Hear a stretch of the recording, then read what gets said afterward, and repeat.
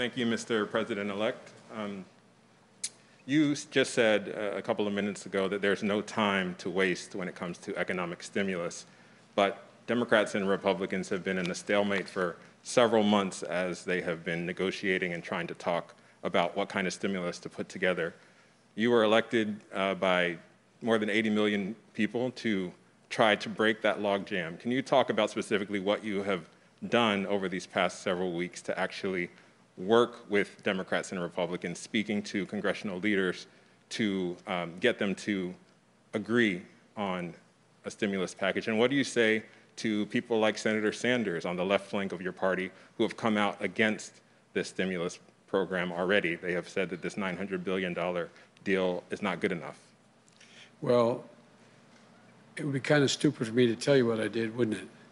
Because it'd be kind of hard to do it again. I told you all that I was confident we'd get a bipartisan agreement on this stuff.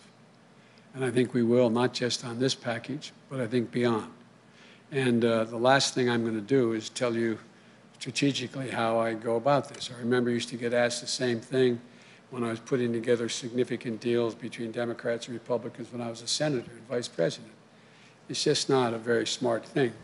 It's like me asking you, tell me how you get your sources and how'd you get those sources you got in order to get that story. It would be ridiculous for you to tell me or your colleagues how you did it.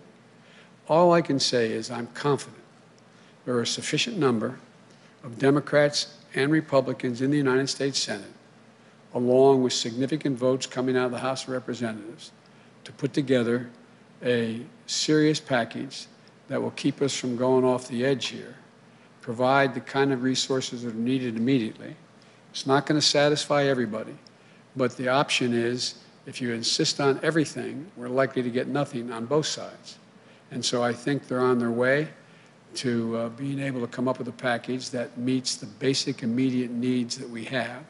But I've made it real clear, it's just a down payment. This is not the end of the deal. So I've been relatively good at negotiating over my career because I never, number one, reveal something somebody doesn't want me to in the deal, and number two, because I always keep my word. There are a number of progressives, including Senator Sanders, who have criticized this deal in part because it does not include the $1,200 checks that were in the last deal.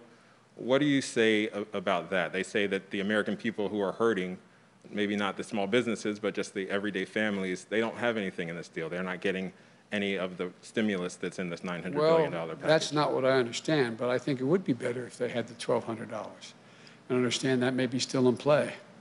But I'm not going to comment on the specific details. The whole purpose of this is we've got to make sure people aren't thrown out of their apartments, lose their homes, are able to have unemployment insurance they can continue to feed their families on as we grow back the economy, be in a position where we provide for help to localities so they're not continuing to lay off school teachers and firefighters, et cetera, first responders, and to make sure we're in a position that we're able to generate the kind of growth that is a consequence of this by allowing, it costs a lot of money to keep schools and businesses open on the COVID side of the equation.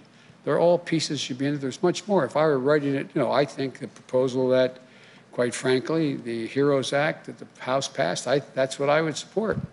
But, this is a democracy, and there are, you've got to find a sweet spot where you have enough people willing to move in a direction that gets us a long way down the road, but isn't the whole answer.